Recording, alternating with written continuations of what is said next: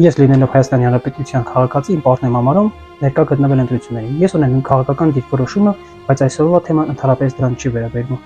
Խոսքս վերաբերում է մարդկանց այն ստվար զանգվածին, ովքեր իրենց թույլ են տալիս համացանցում տարբեր էջերի մեկնաբանություններ թողնելով, վիրավորելով դիմացի անձին, ընդհանուր մինչև մտնելով նրանց ընտանիքներ։ Ցավալի է, բայց փաստ է։ Մեկնաբանություն գրողները լինում են եւ քաղաքական գործիչները, եւ եկեղեցու սպասավորները, եւ սովորական մարդիկ։ Հարգելի քաղաքացիներ, եկեք հասկանանք մի բան, որ ձեր քաղաքական դիրքորոշումը ձեզ ընդհանրապես թույլ չի տալիս դիմացինին վիրավորելու կամ ձեր կամքը պարտադրելու նրանց։ Երկիրը ղեկավարում է անհատ, բայց երկրի հիմքը դա պետությունն է եւ մեր ժողովուրդը։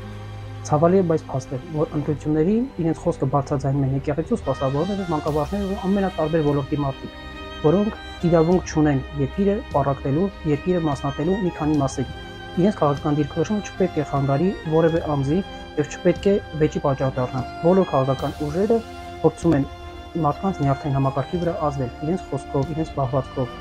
Գտնում են այնպիսի թեմաներին, որոնք են մեր զինվորները, մեր փորձրած տարածքներն ու նմանատիպ շատ թեմաներ, որոնք բնականաբար մարդու մոտ էմոցիոնալ մեծ դաշտ են ստեղծում։ Պետությունը կանգուն է մնում հենց հիմքից, իսկ հիմքը դա մեր ժողովուրդն է, մեր զինվորներն են, ովքեր այսօր հաշմանդամության կարգ են ձեռք բերել։ Այն զինվորներն են, ովքեր անմահացան մարտի դաշտում։ Այն զինվորներն են, ովքեր այդ հոգեվիճակից մինչ այսօր դուրս չեն գալիս։ Եվ ես բացարձակապես չվիրավորելով եւ ոչ մեկի, բայց երբևիցե չեմ նկատում ինչ որ քաղաքական գործիչի կողմից կլինի դա, ինչ որ ոլորտի մասնագետի կողմից կլինի, կապ չունի, ամենատարբեր ոլորտներից ոչ մեկից ես չեմ ասում, բլոգերներ կլինեն, սովորական անհատներ կլինեն, ոչ մեկ չի բարձրաձայնում այս հարցը։ Ինչու է ճանապարհների վրա, ցուցանակների վրա լինում կամ ալկոհոլի,